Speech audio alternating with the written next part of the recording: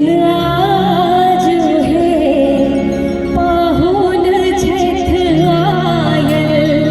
मंगलमय दिन आज है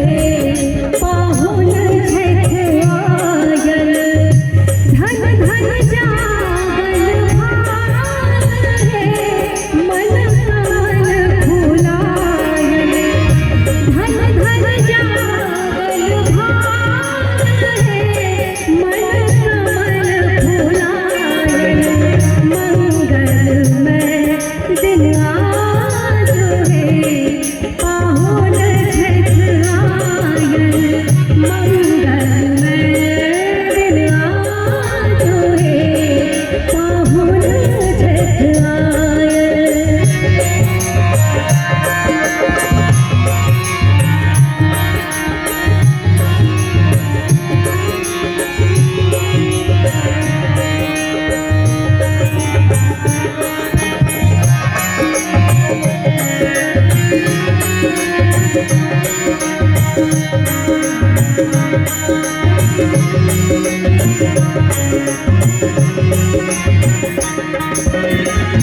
मंगल घट सो द्वार सजाओ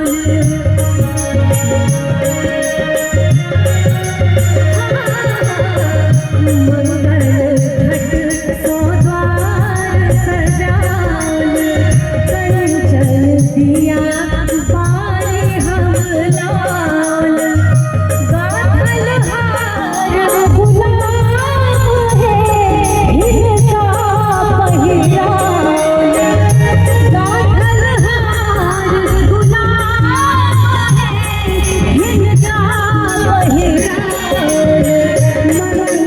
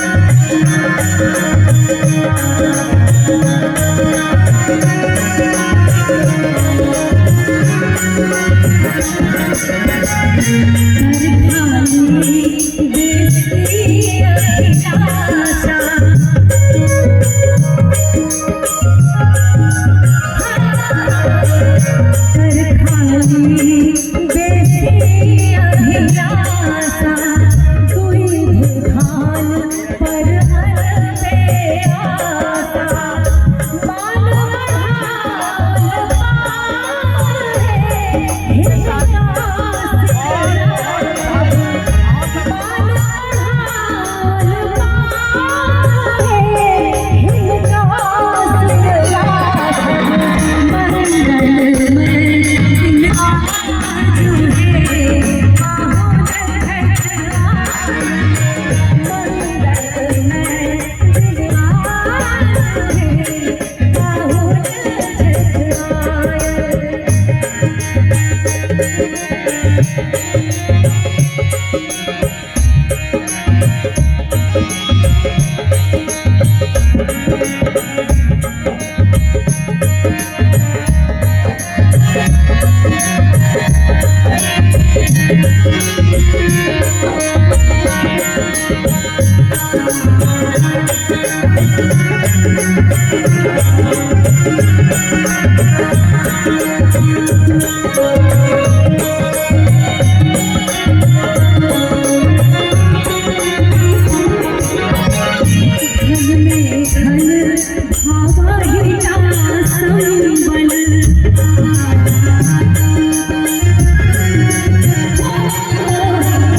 धन में धन